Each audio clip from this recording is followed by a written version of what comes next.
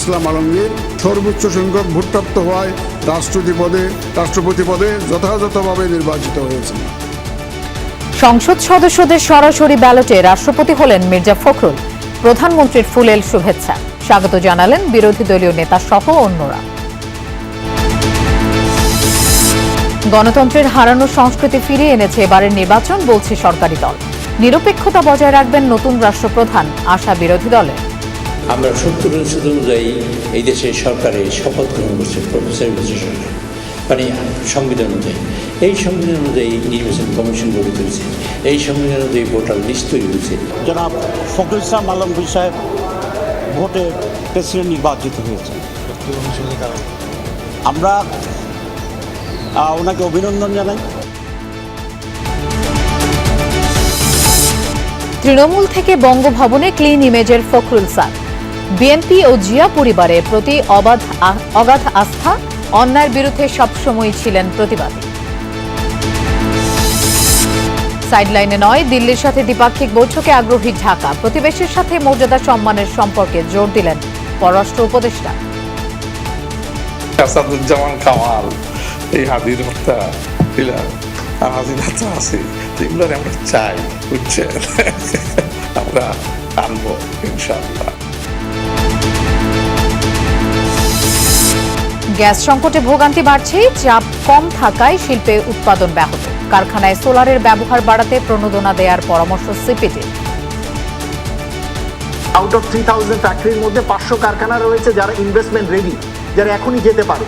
কিন্তু এর বাইরে আরও প্রায় 1300-র মতো ফ্যাক্টরি রয়েছে যারা সাপোর্ট পেলে তারা যেতে পারে। পরিবেশ ধ্বংস, মাদক চোরাচালান সহ বিভিন্ন অপরাধে জড়াচ্ছে রোহিঙ্গারা, বললেন সেনাপ্রধান। চাপ বাড়ছে স্থানীয় জনগোষ্ঠী আর অর্থনীতিতে।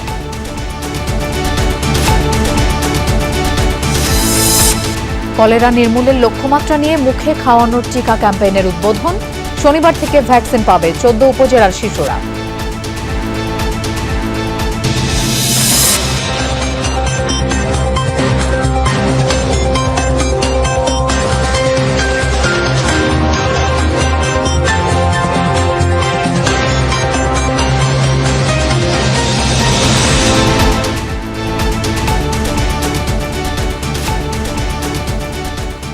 শুভেচ্ছা, আমন্ত্রণ সন্ধ্যার বাংলাদেশের আয়োজনে। আপনাদের সঙ্গে থাকছি আমি মৌসুমী আহমেদ লোপা।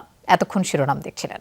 167 ভোট বেশি পেয়ে বাংলাদেশের 23তম রাষ্ট্রপতি নির্বাচিত হলেন মির্জা ফখরুল ইসলাম আলমগীর। তিনি পেয়েছেন 255 ভোট, আর বিরোধী দলের প্রার্থী অবসরপ্রাপ্ত কর্নেল অলি আহমেদ পেয়েছেন 88 ভোট। ভোট দেননি 6 সংসদ সদস্য। দেশের 23তম রাষ্ট্রপতি পেল বাংলাদেশ। প্রতিদ্বন্দ্বী প্রার্থীর চেয়ে 167 ভোট বেশি পেয়ে নির্বাচিত হলেন মির্জা ফখরুল ইসলাম আলমগীর। জনাব মির্জা ফখরুল ইসলাম আলমগীর সর্বোচ্চ সংখ্যক ভোটপ্রাপ্ত হওয়ায় রাষ্ট্রপতি পদে যথাযথভাবে নির্বাচিত হয়েছেন। ঘোষণার সাথে সাথেই লাল গোলাপ দিয়ে রাষ্ট্রপতি মির্জা ফখরুল ইসলাম আলমগীরকে শুভেচ্ছা জানান প্রধানমন্ত্রী তারেক রহমান। ভোটের ফল ঘোষণার পর প্রধান নির্বাচনী কর্তা সিইসি বলেন, এই ভোটে কারো কোনো অভিযোগ আসেনি। সুষ্ঠু পরিবেশে সুন্দরভাবে সম্পন্ন হয়েছে নির্বাচন। ডক্টর অলি আহমদ বীর বিক্রম পেয়েছেন 88টি ভোট, 88 ভোটস, এবং জনাব মির্জা ফখরুল ইসলাম আলমগীর পেয়েছেন 255 ভোট, 255। নবনির্বাচিত রাষ্ট্রপতিকে শুভেচ্ছা জানান বিরোধী দলীয় নেতা ডাক্তার শফিকুর রহমান। সংসদ বিরোধী দলীয় উপনেতা সৈয়দ আবদুল্লাহ মোহাম্মদ তাহেরও জানান অভিনন্দন। তারা বলেন, শপথ গ্রহণের পর থেকে নিরপেক্ষ ভূমিকা পালন করবেন নির্বাচিত মির্জা ফখরুল ইসলাম আলমগীর, এমন প্রত্যাশা জনগণের। আমরা আশা করি উনি প্রেসিডেন্টের শপথ গ্রহণ করার পর থেকেই একজন নিরপেক্ষ ব্যক্তিতে রূপান্তরিত হবেন এবং উনি কোনো দলের পক্ষে কাজ করবেন না। উনি দেশের পক্ষে, জনগণের পক্ষে এবং গণতন্ত্রের পক্ষে অত্যন্ত বলিষ্ঠ ভূমিকা পালন করবেন। এটা জনগণের প্রত্যাশা প্রেসিডেন্টের কাছে, এবং এটা আমাদেরও প্রত্যাশা। রাষ্ট্রপতি নির্বাচনে মোট ভোটার ছিলেন 349 জন সংসদ সদস্য। এর মধ্যে 6 জন ভোট দেননি। 3 জন আমাদের দল থেকে ভোট দিতে পারেননি, আর একজন ইসলামী ঐক্যজোট থেকে, ইসলামী আন্দোলন থেকে বা ইসলামী ঐক্যজোট কোনো একজন আব্দুল হান্নান সাহেব, উনি খেলাফত মজলিস, উনি ভোট দিতে পারেননি। আরেকজন হলেন রুমিন ফারহানা, তিনি ভোট দেননি, আরেকজন হল স্বতন্ত্র, আরেকজন হল নজরুল ইসলাম গাজী, তিনি ভোট দেননি। ফলাফল ঘোষণার পর এই নির্বাচনের ভোটাররা জানান প্রতিক্রিয়া। একটা আনুষ্ঠানিকতায় অংশগ্রহণ করলাম, কিন্তু ভোটারটাকে আমরা মনে করি যে জুলাই সনদে যেভাবে বলা হয়েছিল, এখন রাষ্ট্রপতির ক্ষমতা কাঠামোও কিন্তু এখনো পর্যন্ত চেঞ্জ হয়নি। এখন সরকার সেটা কতটুকু চেঞ্জ করবে, সেই পরিবর্তনটাকে তারা অ্যাকসেপ্ট করবে কিনা, সেটা নিয়েও একটা ধোঁয়াশা আছে। আগামীকাল সন্ধ্যায় বঙ্গভবনে দেশের 23তম রাষ্ট্রপতি হিসাবে মির্জা ফখরুল ইসলামকে শপথ পড়াবেন ভারপ্রাপ্ত স্পিকার কায়সার কামাল। আল আমিরা কহন, যমুনা নিউজ, ঢাকা। 70 অনুচ্ছেদ অনুযায়ী শপথ নিয়েছে বিএনপি এবং এই সংবিধান অনুযায়ী নির্বাচন আয়োজন করা হয়েছে বলে মন্তব্য করেছেন জাতীয় সংসদের চিফ হুইপ নুরুল ইসলাম মনি। রাষ্ট্রপতি নির্বাচন নিয়ে এক ব্রিফিংয়ে এসব কথা বলেন তিনি। বলেন, সংবিধানের যে সংশোধন করা বাকি তা সরকারি ও বিরোধী দল মিলে ঐক্যবদ্ধভাবে সংশোধন করবে। যদি সংশোধন হয় তাহলে আগামী রাষ্ট্রপতি নির্বাচন 70 অনুচ্ছেদ ছাড়াই হতে পারে বলেও জানান তিনি। আমরা 70 অনুচ্ছেদ অনুযায়ী এই দেশের সরকারের শপথ গ্রহণ করছে প্রফেসর ইউনূসের সরকার, মানে সংবিধান অনুযায়ী। এই সংবিধান অনুযায়ী নির্বাচন কমিশন গঠিত হয়েছে, এই সংবিধান অনুযায়ী ভোটার লিস্ট তৈরি হয়েছে, এই সংবিধান অনুযায়ী আমাদের ডেলিমিটেশন হয়েছে, আমাদের এলাকা ভাগ হয়েছে, এই সংবিধান অনুযায়ী নির্বাচন কন্ডাক্ট হয়েছে, এই সংবিধান অনুযায়ী আমরা ভোট দিয়েছি, এই সংবিধান অনুযায়ী আমাদের ফলাফল হয়েছে, এই সংবিধান অনুযায়ী আমরা শপথ নিয়েছি। মির্জা ফখরুল ইসলাম আলমগীরকে বিরোধী দলের পক্ষ থেকে অভিনন্দন জানিয়েছেন সংসদ বিরোধী দলীয় উপনেতা ও জামায়াতের নায়েবে আমির সৈয়দ আব্দুল্লাহ মোহাম্মদ তাহের। তিনি বলেন, রাষ্ট্রপতির শপথ গ্রহণের পক্ষ থেকে নিরপেক্ষ ভূমিকা পালন করবেন নির্বাচিত মির্জা ফখরুল ইসলাম আলমগীর, এমন প্রত্যাশা জনগণের। দুইজন ক্যান্ডিডেট হয়েছে, সরকারি দলের একজন ক্যান্ডিডেট ছিলেন এবং আমরা বিরোধী দল পক্ষ থেকেও আমরা একজন ক্যান্ডিডেট দিয়েছি। আজকে সেটার উপর নির্বাচন হয়েছে, সেই নির্বাচনে আমাদের প্রার্থী পরাজিত হয়েছেন, কম ভোট পেয়েছেন অপেক্ষাকৃত। আর জনাব ফখরুল ইসলাম আলমগীর সাহেব ভোটে প্রেসিডেন্ট নির্বাচিত হয়েছেন। আমরা ওনাকে অভিনন্দন জানাই। বিএনপির 31 দফায় সংবিধানের 70 অনুচ্ছেদ তুলে দেওয়ার কথা থাকলেও সংবিধানে তা বহাল থাকায় সংসদ সদস্যরা ইচ্ছামতো ভোট দিতে পারেনি বলে জানিয়েছেন 11 দলীয় ঐক্যের রাষ্ট্রপতি প্রার্থী কর্নেল অলি আহমেদ। রাজধানীর মহাখালীতে নিজ বাসভবনে রাষ্ট্রপতি নির্বাচনের প্রতিক্রিয়া হিসেবে একথা বলেন তিনি। অলি আহমেদ বলেন, রাষ্ট্রপতি কাকে চান বিভিন্ন সার্ভেতে জনগণ তাদের মতামত প্রদান করেছেন, যেখানে তাকে 68% জনগণ ভোট দিয়েছে বলেও দাবি করেন তিনি। বলেন, সুশাসন ও জবাবদিহিতা নিশ্চিত করা না হলে দেশের মানুষ শান্তিতে বসবাস করতে পারবে না। মির্জা ফখরুল ইসলাম আলমগীরকে 11 দলের পক্ষ থেকে শুভেচ্ছা জানিয়ে দেশবাসীকে সাথে নিয়ে সুষ্ঠুভাবে দেশ পরিচালনা করার আহ্বান জানান কর্নেল অলি আহমেদ।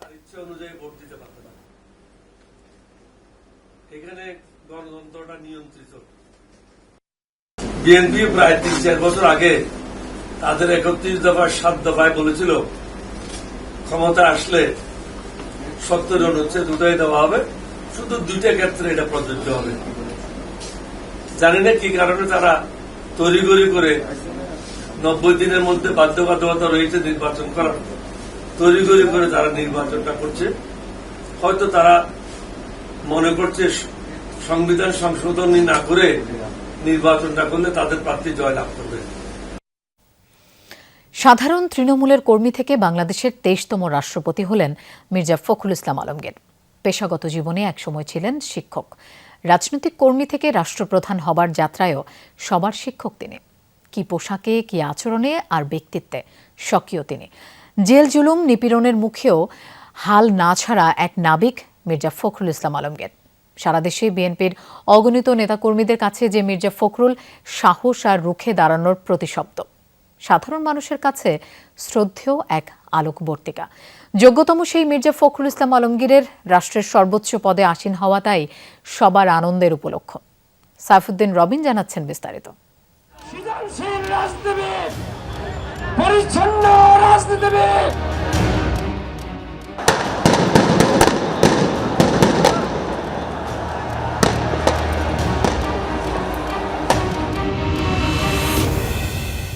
যে একটা দম বন্ধ করার শ্বাসরুদ্ধকর পরিবেশে পড়েছে, স্বজন হারাচ্ছে, পুত্র হারাচ্ছে, স্বামী হারাচ্ছে।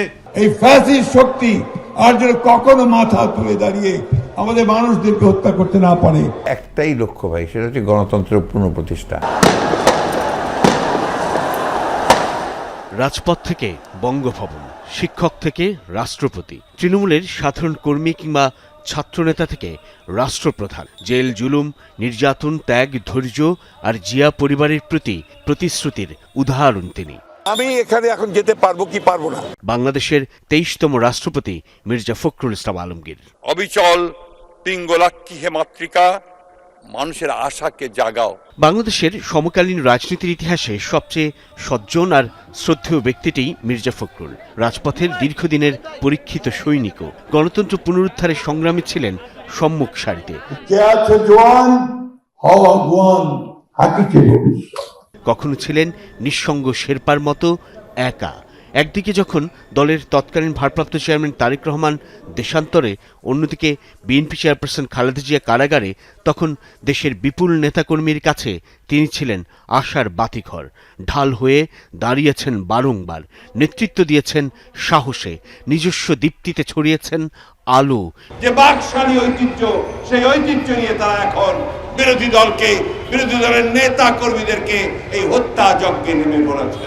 মির্জা ফখরুলের হাত ধরে রাজনীতির ভাষা চর্চায়, শব্দচয়নে এক আধুনিক পরিশীলিত রাজনীতিককে দেখেছে বাংলাদেশ। ঘৃণা নয়, বরং সহনশীলতা, সুন্দর আর সভ্যতার বার্তাবাহক একজন মির্জা ফখরুল ইসলাম আলমগীর। মানুষের উপরে সেই ভরসা, সেই আস্থা যদি না থাকে, তাহলে সে দেশে গণতন্ত্র প্রতিষ্ঠিত হবে না।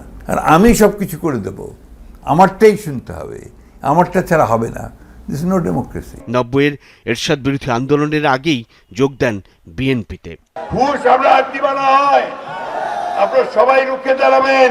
ছিলেন মাটির কাছাকাছি। 2001 সালে বিপুল ভোটে জয় পেয়ে সংসদ সদস্য নির্বাচিত হন। সেবারই প্রয়াত বিএনপি চেয়ারপারসন খালেদা জিয়ার মন্ত্রিসভায় প্রথমে কৃষি মন্ত্রণালয়, পরবর্তীতে বেসামরিক বিমান পরিবহন ও পর্যটন মন্ত্রণালয়ের প্রতিমন্ত্রী হিসেবে দায়িত্ব পালন করেন। 2016 সালের 19 মার্চ দলের 6ষ্ঠ জাতীয় কাউন্সিলে পূর্ণাঙ্গ মহাসচিব নির্বাচিত হন মির্জা ফখরুল ইসলাম আলমগীর। বিএনপির সবচেয়ে কঠিন ক্রান্তিকালে দলের নেতৃত্বে অবিচল ছিলেন উত্তরের এই সন্তান, ভীষণ আবেগপ্রবণ, মানবিক মির্জা ফখরুল। আমাদের চেয়ারপারসন দেশনেত্রী বেগম খালেদা জিয়া ছাড়াই আর পরে আপনারা একটু বন্ধ করেন। কঠিন কঠোর মির্জা ফখরুল। দেশ গণতন্ত্রের প্রশ্নে তাঁর প্রিয় নেত্রী খালেদা জিয়ার হাত ধরে তিনিও আপোষহীন। অনেকে খাটো করে দেখেন জিয়া পরিবারকে, অথচ এই পরিবারের যে অবদান এই দেশে গণতন্ত্রকে প্রতিষ্ঠা করবার জন্য, এই দেশের স্বাধীনতা রক্ষা করবার জন্য, সার্বভৌমত্ব রক্ষা করার জন্য, এটা আর কারো আছে বলে আমার জানা নাই। মানে পতিত সরকার বিরোধী দীর্ঘ আন্দোলনের অন্যতম সিপাহ সালার মির্জা ফখরুল ইসলাম আলমগীর। আগামীকাল সকাল সন্ধ্যা হরতাল।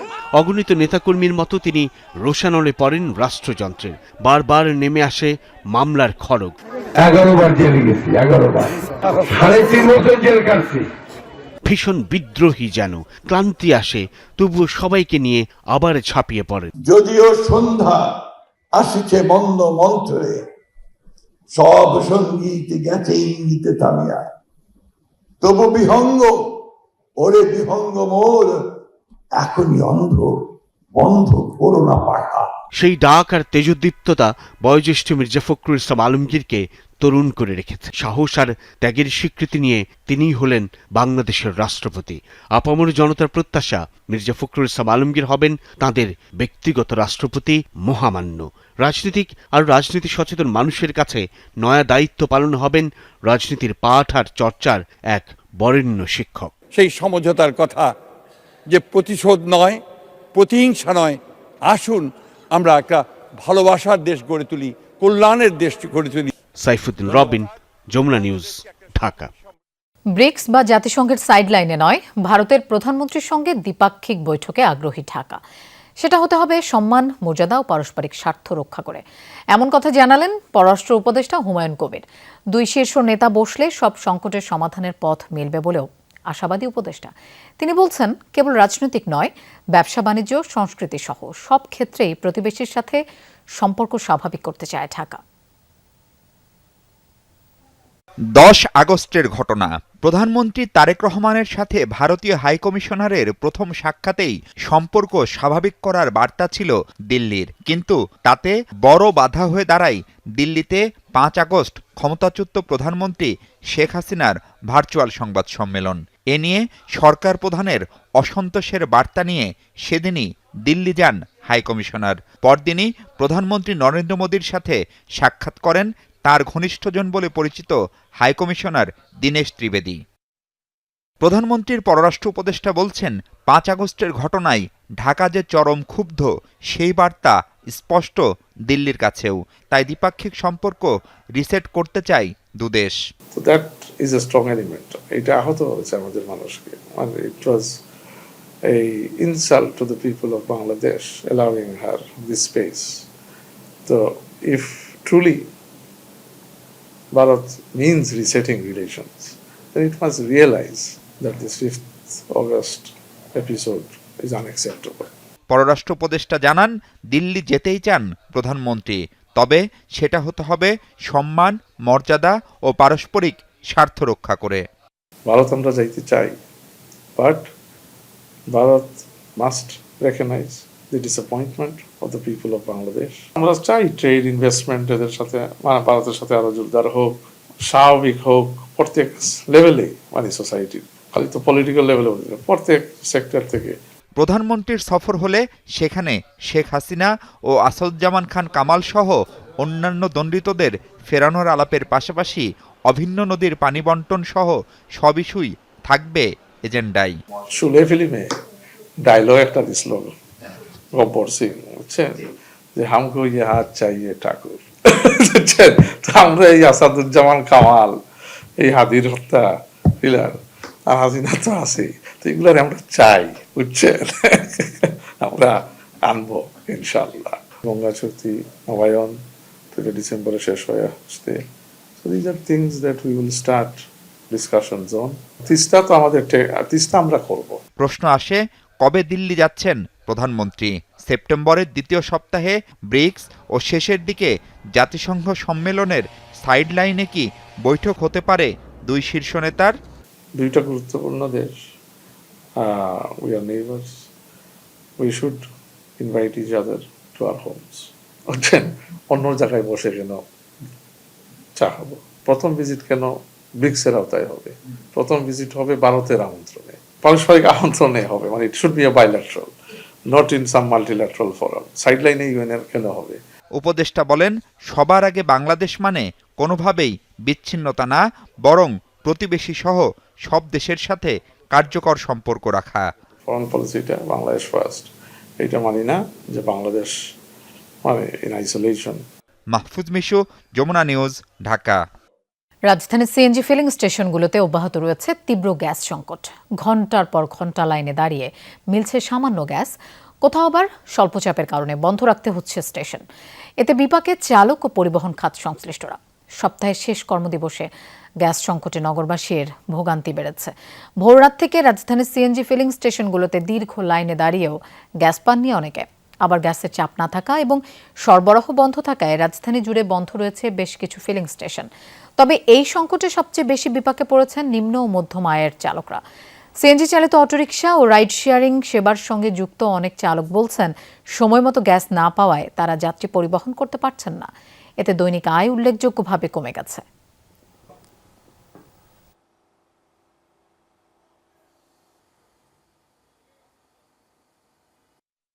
চিটাগাংয়েও গ্যাস নাই, গ্যাস পাইনি। আমি 250 কিলোমিটার তেলে চালায় আসছি, এখন এই পাম্পেও প্রেশার নাই। গ্যাসের সমস্যা, গ্যাস লইতে পারি না, রাত দিন 24 ঘন্টা সিরিয়ালে বয়ে থাকতে হয়। প্রেশার একদম স্লো, 100 প্রেশার, 80 প্রেশার, 120 এরকম। জ্বালানি সংকট আর বিদ্যুৎ বিভ্রাটের ভোগান্তিতে বাংলাদেশ। মোট সক্ষমতার 30-40% ব্যবহার করতে পারছে কারখানাগুলো। এতে হাতছাড়া হচ্ছে বিপুল রফতানির অর্থ ও বিনিয়োগ। সকালে এক সেমিনারে এই পর্যবেক্ষণ জানায় গবেষণা সংস্থা সিপিডি। এ সময় ব্যবসায়ীরা বলেন, গ্যাস ও বিদ্যুতের সংকট চললে সোলারে যাওয়ার বিকল্প থাকবে না। তারপরও সব পোশাক কারখানায় এই বিনিয়োগে লাগবে অন্তত 1 বছর।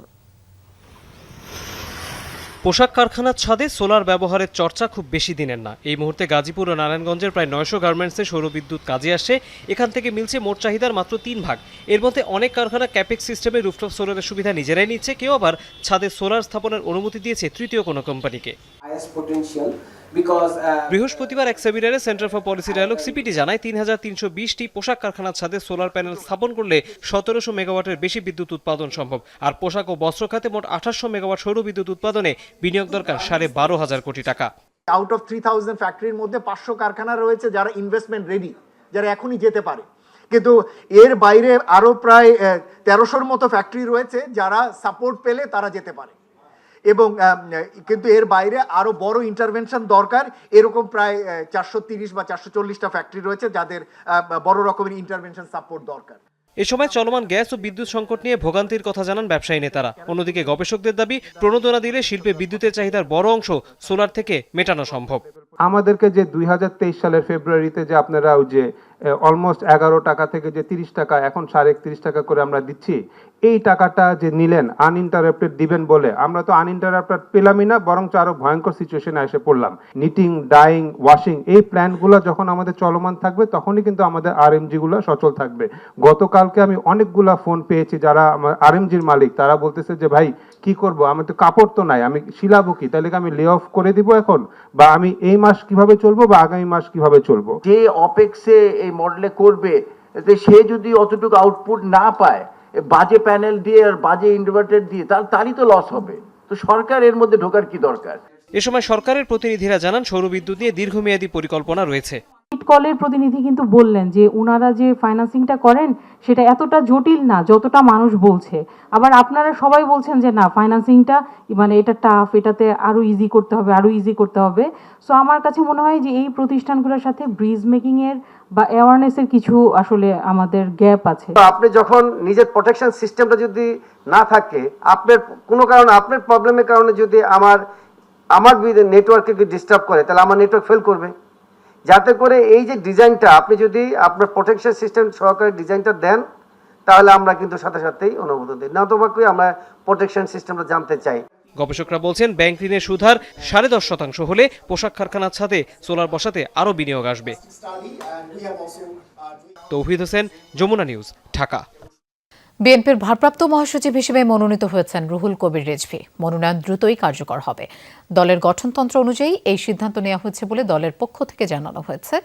2026 সালের 15 আগস্ট তিনি জাতীয়তাবাদী দল বিএনপির সর্বোচ্চ নীতি নির্ধারণী ফোরাম জাতীয় স্থায়ী কমিটির সদস্য হন। এর আগে 2016 সালের 19 মার্চ বিএনপির 6ষ্ঠ সম্মেলনে তিনি সিনিয়র যুগ্ম মহাসচিব নির্বাচিত হন। দীর্ঘদিন তিনি এই পদে দলের দায়িত্ব পালন করেন। সম্প্রতি 2026 সালের জাতীয় সংসদ নির্বাচনে বিএনপির নির্বাচন পরিচালনা কমিটির সদস্য সচিব হিসেবে দায়িত্ব পালন করেন। মির্জা ফখরুল ইসলাম আলমগীর দেশের 23তম রাষ্ট্রপতি নির্বাচিত হওয়ায় ঠাকুরগাঁওয়ে আনন্দ মিছিল করেছেন বিএনপি নেতাকর্মীরা। বিকেলে জেলা বিএনপির কার্যালয় থেকে মিছিল নিয়ে বিভিন্ন সড়ক প্রদক্ষিণ করেন তারা। এ সময় সরকারকে ধন্যবাদ জানিয়ে নতুন রাষ্ট্রপতিকে স্বাগত জানান বক্তারা। বলেন, মির্জা ফখরুল ইসলাম আলমগীর রাষ্ট্রপতি নির্বাচিত হওয়ায় ঠাকুরগাঁওয়ের মানুষ আরও এগিয়ে যাওয়ার অনুপ্রেরণা পাবে। এর আগে জেলার বিভিন্ন স্থানে সাধারণ মানুষের মাঝে মিষ্টি বিতরণ করা হয়। আমাদেরকে এখন এক নামে চিনবে ঠাকুরগাঁও রাষ্ট্রপতি এলাকার লোক। আমরা অনেক গর্বিত। আমরা বিশ্বাস করি তিনি সর্বদলীয় মানুষের কাজ করবেন। 23তম রাষ্ট্রপতি হিসেবে নির্বাচিত হয়েছেন, এখানে আমরা ঠাকুরগাঁওবাসী অনেক বেশি আনন্দিত। পরিবেশ ধ্বংস, মাদক চোরাচালান সহ বিভিন্ন অপরাধে জড়াচ্ছে রোহিঙ্গারা। ফলে স্থানীয় জনগোষ্ঠী এবং দেশের অর্থনীতিতে চাপ বাড়ছে, এমনটাই অভিমত সেনাপ্রধান জেনারেল ওয়াকরুজ্জামানের। ন্যাশনাল ডিফেন্স কলেজ পরিচালিত ক্যাপস্টোন কোর্স 2026-এর সমাপনীতে সনদ প্রদান অনুষ্ঠানে এমনটাই জানান তিনি। রোহিঙ্গা ও সীমান্ত সংকটের পাশাপাশি পার্বত্য অঞ্চলে বিরোধ এবং জ্বালানি সংকট সমাধানে কোর্সে অংশগ্রহণকারীরা ভূমিকা রাখবেন, এমন প্রত্যাশা সেনাপ্রধানের। মিরপুর সেনানিবাসের ন্যাশনাল ডিফেন্স কলেজের 3 সপ্তাহব্যাপী ক্যাপস্টোন কোর্স 2026-এর সমাপনী অনুষ্ঠান। কোর্সে অংশগ্রহণ করেন ৩৭ জন ফেলো, যাদের মধ্যে সংসদ সদস্য, সামরিক কর্মকর্তা, শিক্ষাবিদ, চিকিৎসক, সরকারি ও বেসরকারি সংস্থার উচ্চ পদস্থ প্রতিনিধি, কূটনীতিক ও ব্যবসায়ী প্রতিনিধি ছিলেন। আয়োজনে সেনাপ্রধান জেনারেল ওয়াকারুজ্জামান প্রধান অতিথি হিসেবে অংশগ্রহণকারী ফেলোদের মাঝে সনদ বিতরণ করেন। এ সময় জাতীয় নিরাপত্তা সুদৃঢ় করা এবং টেকসই উন্নয়ন নিশ্চিতে সাংবিধানিক দায়িত্ব পালনে সক্রিয় ভূমিকা রাখার আহ্বান জানান তিনি। সেনাপ্রধান জানান, পরিবেশ ধ্বংস, মাদক চোরাচালান সহ বিভিন্ন অপরাধে জড়িয়ে যাচ্ছে রোহিঙ্গারা। এতে স্থানীয় জনগোষ্ঠী এবং দেশের অর্থনীতিতে চাপ বাড়ছে। রোহিঙ্গা ইস্যুস কিভাবে আমাদের এফেক্ট করছে, ওই এলাকার এনভায়রনমেন্ট নষ্ট করা থেকে শুরু করে ইকোনমির উপরে হিউজ একটা প্রেশার, ড্রাগ ট্রাফিকিং, স্মাগলিং থেকে শুরু করে ওখানে অনেক ধরনের অপকর্ম চলছে। রোহিঙ্গা ও সীমান্ত সংকটের পাশাপাশি পার্বত্য অঞ্চল এবং জ্বালানি সংকট সমাধানে ক্যাপস্টোন কোর্সে অংশগ্রহণকারীদের ভূমিকা রাখার তাগিদ দেন সেনাপ্রধান। All along border we have some problem with our neighbors, Chittagong prefects issue, the insurgency issue, energy crisis থেকে শুরু করে you would enrich some of the knowledges of all this, and I'm sure that is going to immensely benefit you in your own fields of expertise, and you can contribute significantly in resolving this issue. কৌশলগত সচেতনতা বৃদ্ধি, গঠনমূলক চিন্তাধারার বিকাশ, আন্তঃবিভাগীয় সহযোগিতা জোরদার এবং জাতীয় নিরাপত্তার উন্নয়নে ভূমিকা রাখবে কোর্সটি, বললেন ফেলোরা। সিকিউরিটি থ্রু নলেজ, জানার মাধ্যমেই, জ্ঞানের মাধ্যমেই নিরাপত্তা আসবে, যেটা আমাদের ক্যাপস্টোন কোর্সে মিড টু হায়ার লেভেল, যে টপ লেভেল যে হায়ারার্কি আছে, তারা সবাই মিলে এই ক্যাপস্টোন কোর্সে এবং এ ধরনের কোর্সের মাধ্যমে আমাদের জাতীয় নিরাপত্তা আরও স্ট্রং হবে। দেশের উন্নয়নে এবং দেশের নিরাপত্তাতে আমরা কি উদ্যোগ নিতে পারি, সেটাই আমাদের এই পারসেপশনটা ক্লিয়ার হয়েছে। আমরা চেষ্টা করব যে সরকারকে বলবো যে আমাদের আর্ম ফোর্সেস ডিভিশনকে আরও শক্তিশালী করা। সমাপনী অনুষ্ঠানে সশস্ত্র বাহিনী, সামরিক বেসামরিক কর্মকর্তা, বিভিন্ন সরকারি ও বেসরকারি প্রতিষ্ঠানের কর্মকর্তা, এনডিসির অনুষদবৃন্দ এবং অন্যান্য ব্যক্তিবর্গ উপস্থিত ছিলেন। আহমেদ রেজা, যমুনা নিউজ, ঢাকা। বান্দরবানের আলীকদমে সীমান্ত দিয়ে অবৈধভাবে প্রবেশ করা মিয়ানমারের 14 নাগরিককে আটক করেছে বিজেপি। পরে তাদের পুলিশের কাছে হস্তান্তর করা হয়। বিজেপি জানায়, মিয়ানমারের 14 নাগরিক কিল্লাইপাড়া চেকপোস্টে এসে স্বেচ্ছায় আত্মসমর্পণ করেন। প্রাথমিক জিজ্ঞাসাবাদে জানায়, তারা সবাই মিয়ানমারের আইনশৃঙ্খলা রক্ষাকারী বাহিনীর সদস্য।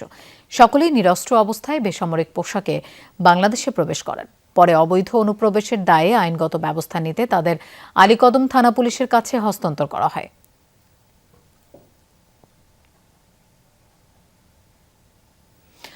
সারা দেশের ঝুঁকিপূর্ণ 14টি থানা ও উপজেলায় শুরু হতে যাচ্ছে preventive oral cholera vaccination campaign 2026। আগামী 22 আগস্ট থেকে প্রথম এবং 26 সেপ্টেম্বর থেকে দ্বিতীয় ডোজের এই টিকাদান কর্মসূচি শুরু হবে। 1 বছরের ঊর্ধ্বে গর্ভবতী নারী ছাড়া সব নাগরিককে বিনামূল্যে খাওয়ানো হবে এই টিকা। ঢাকা দক্ষিণ সিটি কর্পোরেশন ডিএসসিসিতে এই কর্মসূচির আনুষ্ঠানিক উদ্বোধন করেন স্বাস্থ্যমন্ত্রী সরদার মোহাম্মদ সাখাওয়াত হোসেন।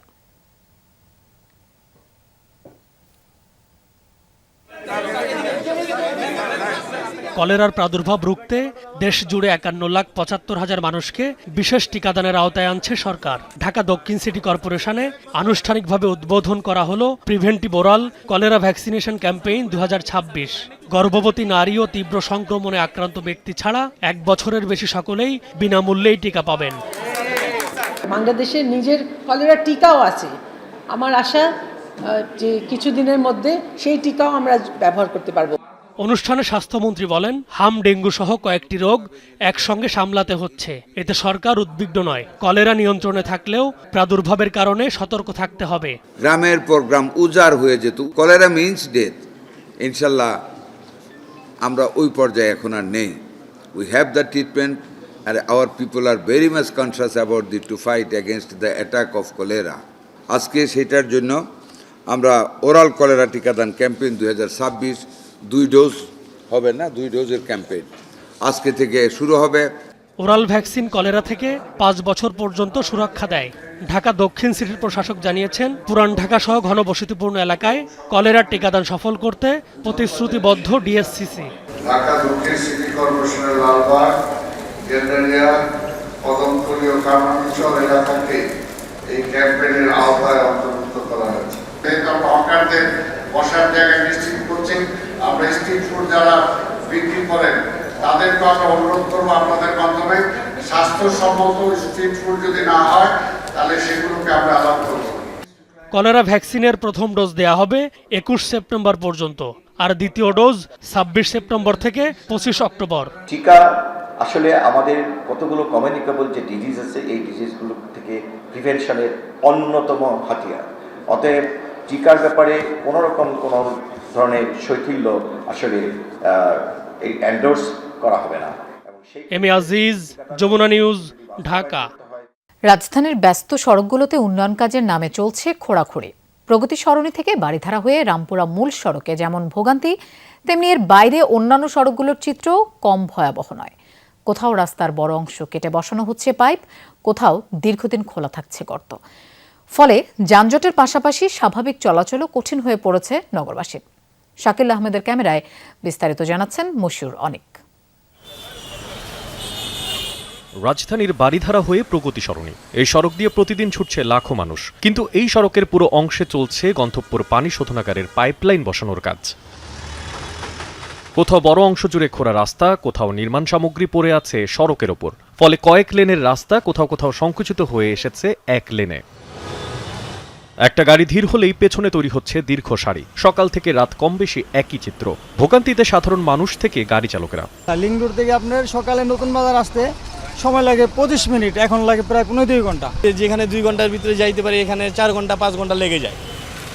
এই পথে নিয়মিত চলাচলকারীদের হিসেবে প্রগতি সরণি দিয়ে বাড়িধারা হয়ে রামপুরা, এরপর স্টাফ কোয়ার্টার পর্যন্ত যেতে সপ্তাহে গড়ে 3.5 ঘন্টা বা তারও বেশি সময় চলে যাচ্ছে যানজটে। আগে যেখানে আধা ঘন্টা বা 45 মিনিট লাগতো জ্যামের কারণে, এখন সেখানে 1.5 থেকে 2 ঘন্টা লাগছে। বিশেষ করে আপনার যমুনা ফিচার পার্ক এবং তারপর পর্যন্ত মানে টোটালি আপনার 2 মিনিটের রাস্তা, সে জায়গায় আমাদের প্রায় 40 মিনিট 45 মিনিট সময় লাগতেছে। দাঁড়িয়ে আছি বাসের জন্য, লোকজন যেতে পারছে না, রোড পার হতে পারছে না।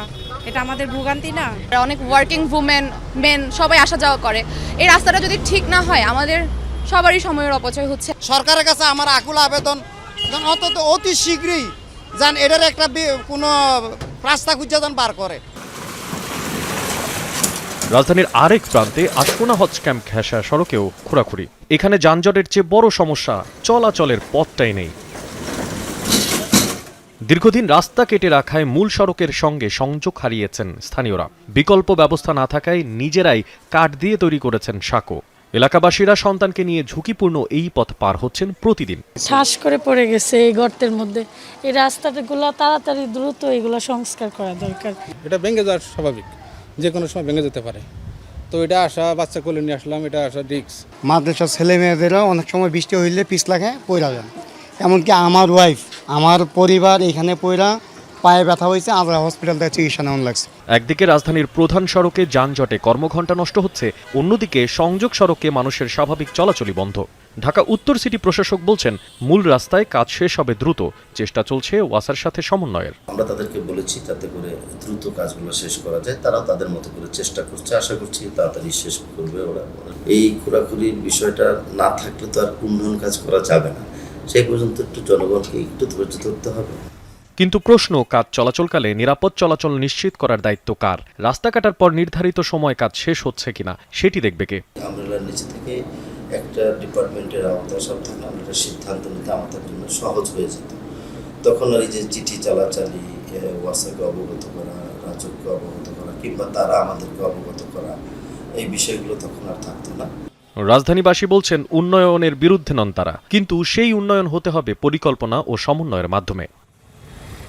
মশিউর অনিক, যমুনা নিউজ, ঢাকা। 7 বছর আগে ফেনীর সোনাগাজীতে মাদ্রাসা ছাত্রী নুসরাত জাহান রাফিকে পুড়িয়ে হত্যা মামলার আপিল ও ডেথ রেফারেন্সের রায় 24 আগস্ট ঘোষণা করবেন হাইকোর্ট। আজ বিচারিক আদালতের দেয়া মৃত্যুদণ্ডের বিরুদ্ধে করা আপিলের শুনানি শেষ হয়।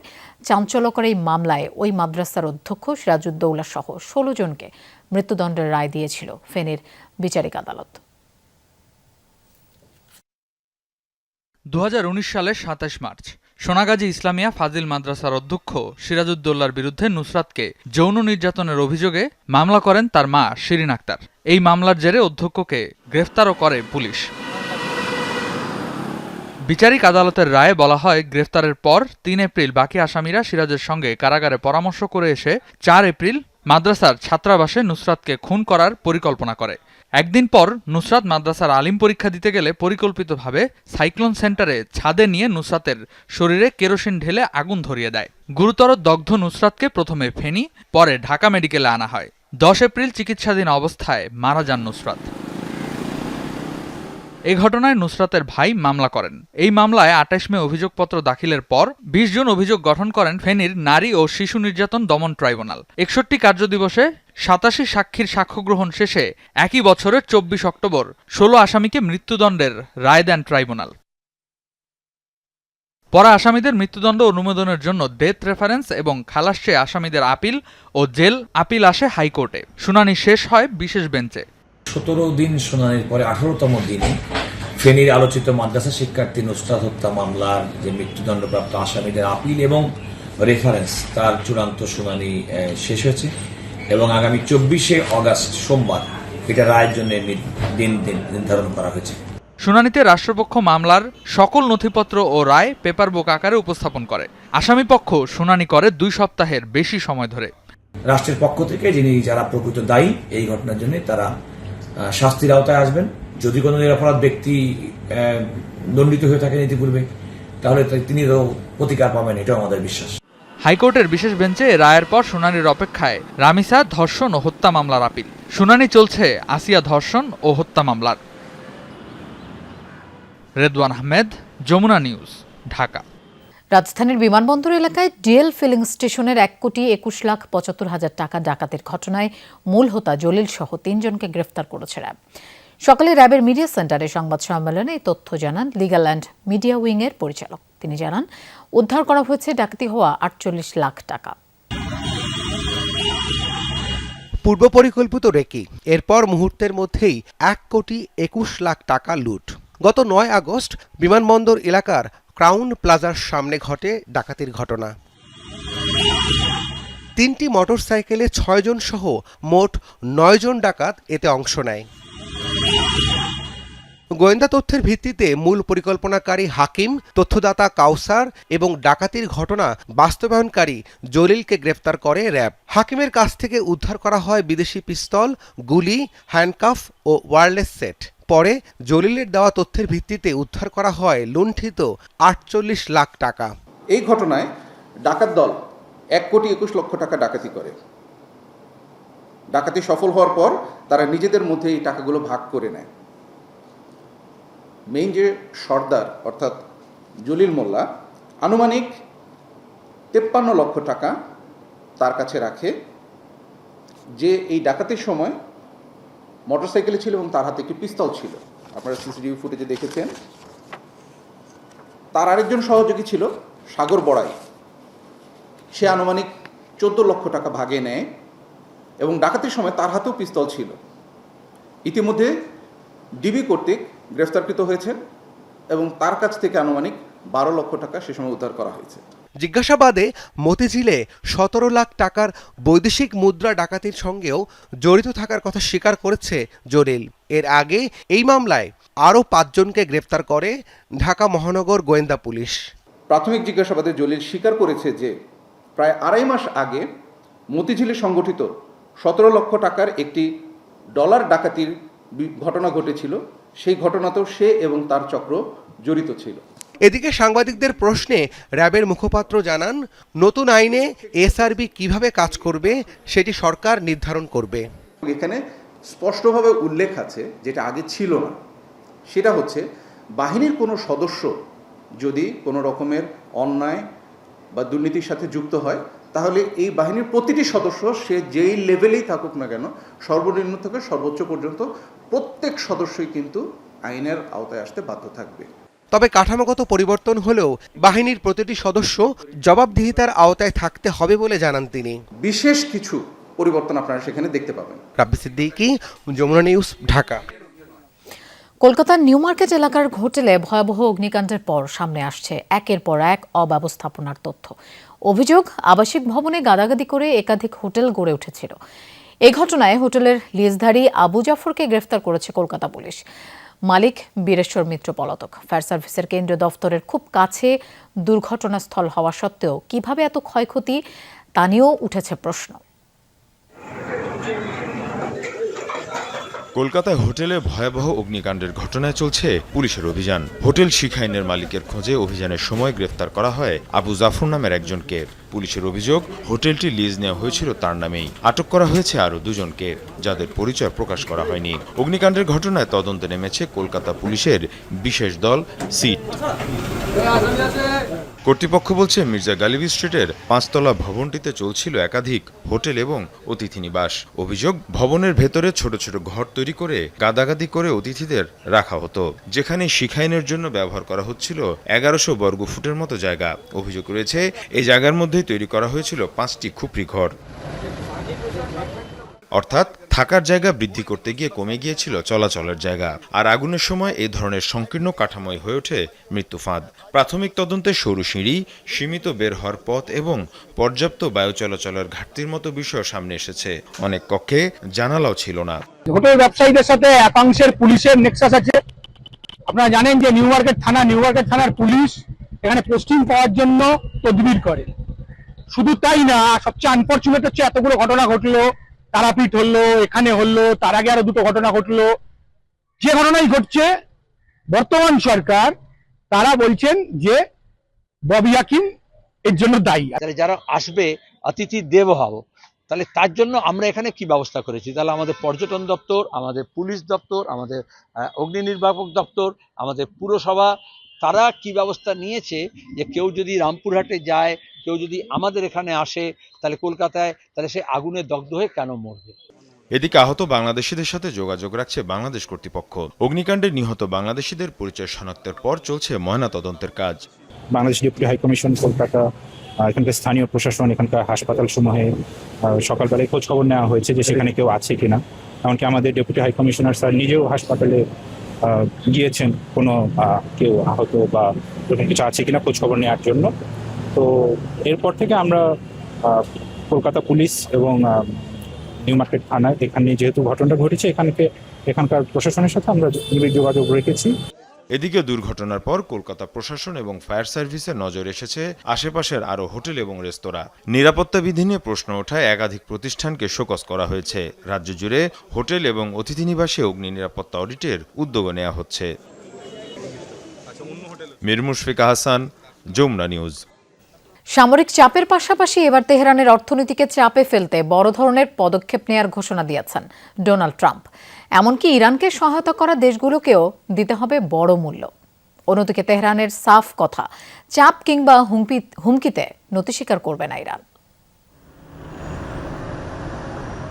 প্রায় 6 মাস ধরে চলা ইরান যুক্তরাষ্ট্র সংঘাত এখন নতুন এক পর্যায়ে। সামরিক হামলা, পাল্টা হামলার পর এবার অর্থনৈতিক চাপকে সামনে আনছে ওয়াশিংটন। এবার নতুন করে ইরানের উপর বড় ধরনের অর্থনৈতিক নিষেধাজ্ঞা শুরুর ঘোষণা দেন মার্কিন প্রেসিডেন্ট ডোনাল্ড ট্রাম্প। তার ভাষায় এটি হবে ইরানের বিরুদ্ধে সবচেয়ে কঠোর অর্থনৈতিক চাপগুলোর একটি। ইরানের তেল বিক্রি, অর্থনৈতিক লেনদেন ও আন্তর্জাতিক বাণিজ্য ব্যবস্থাকে চাপে ফেলাই এর মূল লক্ষ্য। শুধু ইরান নয়, তেহরানকে অর্থনৈতিকভাবে সহযোগিতা করলে অন্য দেশগুলোকেও কঠোর নিষেধাজ্ঞার মুখে পড়তে হবে বলে হুঁশিয়ারি দিয়েছেন তিনি। আমরা ইরানের বিরুদ্ধে খুব কঠোর অর্থনৈতিক ব্যবস্থা নিতে যাচ্ছি। যারা ইরানকে সহায়তা করবে তাদেরও বড় ধরনের অর্থনৈতিক পরিণতি ভোগ করতে হবে। অন্যদিকে ট্রাম্পের নতুন হুমকিকে অর্থনৈতিক সন্ত্রাসবাদ হিসেবে আখ্যা দিয়েছেন ইরানের পররাষ্ট্রমন্ত্রী আব্বাস আরাকচি। একই সঙ্গে তেহরান বলছে কূটনৈতিক সমাধানের দরজা পুরোপুরি বন্ধ হয়নি, কিন্তু আলোচনা মানেই আত্মসমর্পণ নয়, এ অবস্থাও স্পষ্ট করেছে ইরান। তথাকথিত ইকোনমিক ডিলে আসলে আমেরিকার নিজের অর্থনৈতিক সংকট থেকে দৃষ্টি সরানোর চেষ্টা। ব্যর্থ নীতিতে আরও জোর দিলে যুক্তরাষ্ট্রের পরাজয় ও ইরানিদের ক্ষোভ দুটোই বাড়বে। আর মার্কিন অর্থনৈতিক সন্ত্রাসবাদ হুমকিতে ফেলেছে বৈশ্বিক অর্থনীতি ও রাষ্ট্রগুলোর সার্বভৌমত্ব। এদিকে হরমুজ পরিস্থিতি এখনও অস্থিতিশীল। জাহাজ চলাচলের তথ্য বলছে 19 আগস্ট প্রণালীটি দিয়ে মাত্র 9টি পণ্যবাহী জাহাজ চলাচল করেছে। অনিক রহমান, যমুনা নিউজ। দর্শক, এই ছিল সন্ধ্যার বাংলাদেশের আয়োজন। আর এতক্ষণ সাথে থাকার জন্য ধন্যবাদ সবাইকে।